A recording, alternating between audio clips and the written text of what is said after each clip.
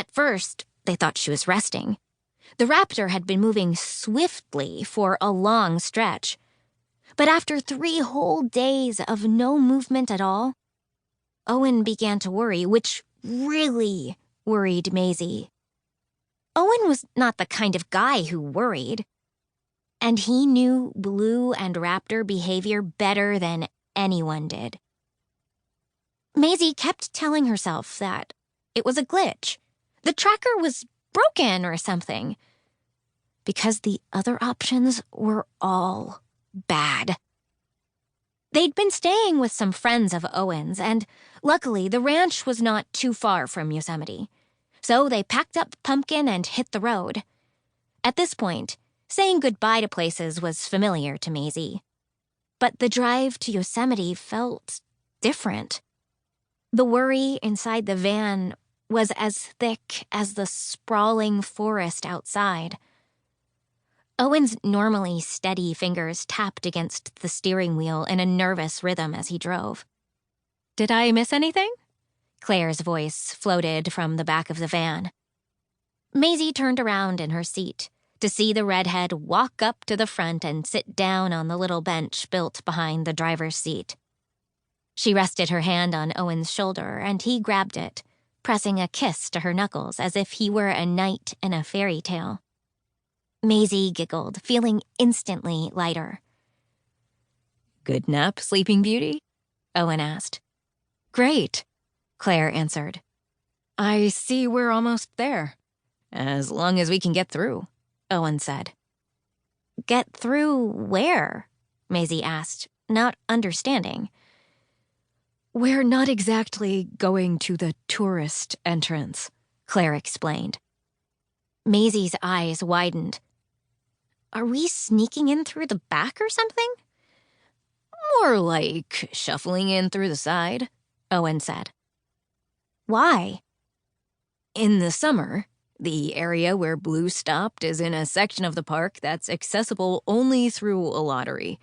And in the fall and winter, it's closed to everyone but the forest rangers," Owen said.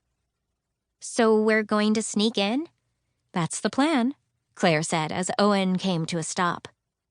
Ahead of them were a gravel turnout and 2 tall posts, the trailhead marker.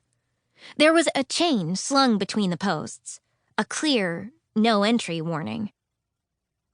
Unfortunately, dinosaurs don't follow such warnings, so the 3 of them couldn't either.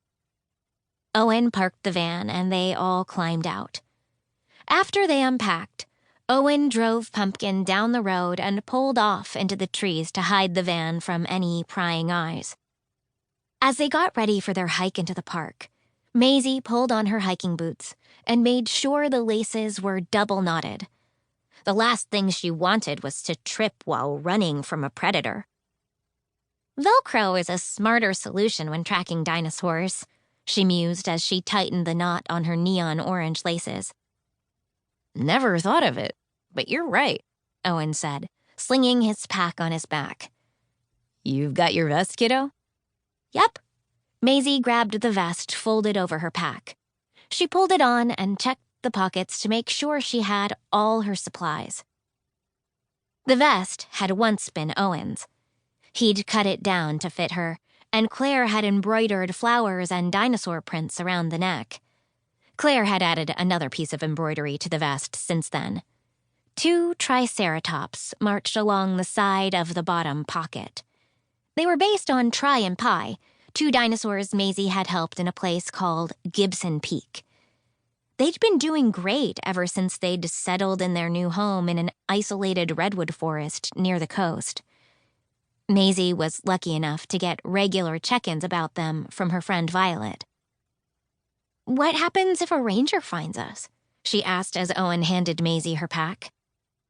"We'll play lost," Claire said, adjusting the straps on Maisie's pack. "Is that too heavy?" she asked. Maisie shook her head.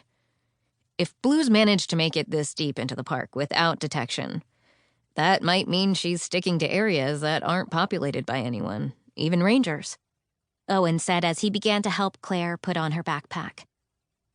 "We really are doing the rangers a favor by finding Blue," Maisie said.